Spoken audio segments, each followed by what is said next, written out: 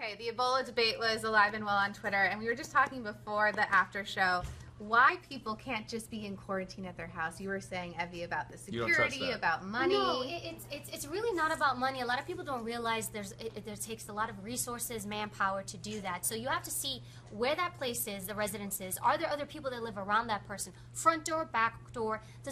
And who's going to do the quarantine? The police department? So you're going to take manpower away from the community? No, visiting nurses. There's a whole organization called Visiting Nurses. You need, unfortunately, you need someone to sit outside that residence to make sure that that person does not leave. How about a boot? Put a boot on them.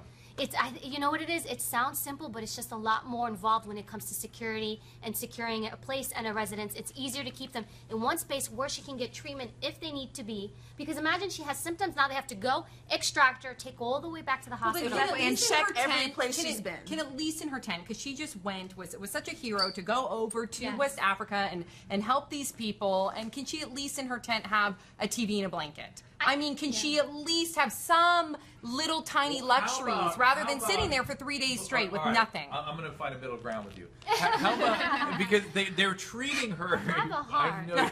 Dr. Drew doesn't think so. But we need to use our brain for this. And the setting they had her in were people who were actively infectious, where they were dealing with all her body fluids is immediately problematic. You could tell that, right? You saw that quarantine she was in.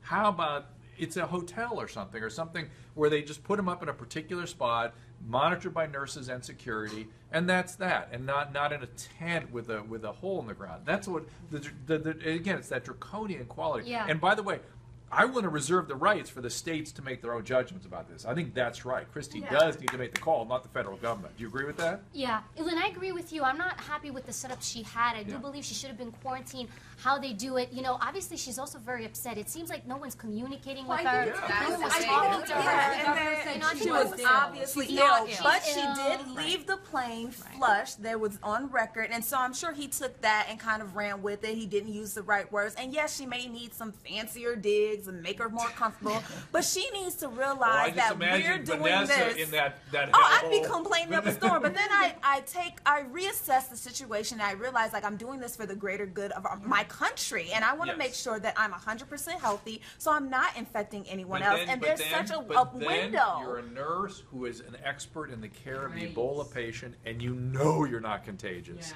and you're not being listened to or heard. You are contagious to getting treatment. That transport, you can stop at a Chick-fil-A, you can stop at a bowling alley, you can stop at the next Rite Aid, you can get your flu shot, and then you're going to get your Ebola treated. 1, 2, or 3 train down Broadway. I was upset. I think she's upset by the fact that it was misconstrued that she was complaining and people thought she really was sick because Governor Christie said she was obviously ill. And if she was, she said, if I really was showing symptoms, of course I would volunteer to be quarantined. But I think it was how it was delivered where people thought that she was, and then people kind of painted her in the wrong light. Yes, I think they did the right thing by her. I don't think that they communicated. Governor Christie could have gone to speak to her. There's just so many things. I think that she just felt like she was not being treated humanely, and I understand and agree with that.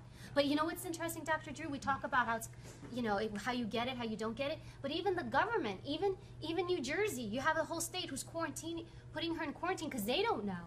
That's where and I'm not a medical professional. They're not listening to the medical. But there's so much confusion. There's so much inconsistency. Yeah, even the people in the medical field that know how not to contract it ended up getting it. I don't understand that. If they know to wear everything that's possible. Everyone knows you're going in. If you go in late, if I were to take care of somebody late in the illness, I know there's a possibility I can get it, no matter how careful I am. That's a possibility. So. All right. Well, back to the quarantine. If she had better digs, if she had a TV and blanket, as Sam said. No, just a home, a place, not a tent. Would you be okay with the mandatory quarantines? Let us know.